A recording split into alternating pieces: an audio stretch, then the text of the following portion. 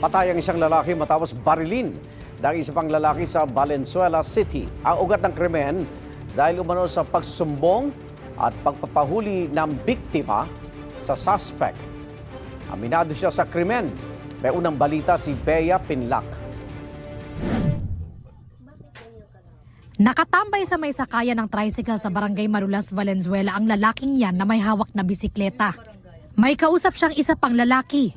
Maya-maya, dumating ang isang lalaking nakasando na itim at may bit-bit na baril. Malapitan niyang binaril ang 50 anyos na biktima na agad bumulagta sa kalsada.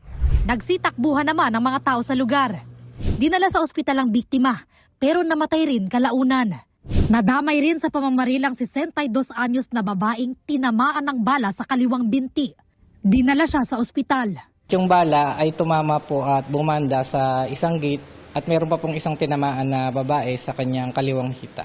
Papunta lamang sa tindahan at meron lamang siyang bibili nang siya ay tamaan ng bala.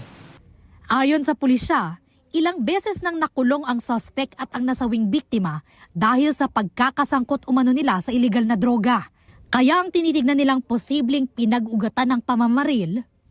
May history na pinagdududahan niya na itong nasawing biktima ang nagpahuli sa kanya. Ang sabi niya sa biktimang nasawi ay, ipapahuli mo na naman ako, palagi mo na lang akong pinapahuli. Ilang oras matapos ang pamamaril, naaresto ang 47 anyos na suspect sa kalapit na bahay kung saan nangyari ang krimen. Aminado ang suspect sa pamamaril. Sumabog na po yung galit ko, kaya po itong kinalabasan.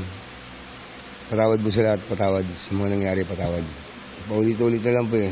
Taniman, pabubuli. Ang baril na ginamit sa krimen, hindi umano lisensyado ayon sa pulisya. Pinagandaan ko po talaga para sa kanya yun. Sa kanya pa rin nga ang bugaling yun eh. Reklamong murder, attempted homicide at illegal possession of firearms ang isinampa laban sa suspect na nakapiit sa Valenzuela City Police Station. Ito ang unang balita. Bea Pinlac para sa GMA Integrated News. Igan, mauna ka sa mga balita, mag-subscribe na sa GMA Integrated News sa YouTube para sa iba't ibang ulat sa ating bansa.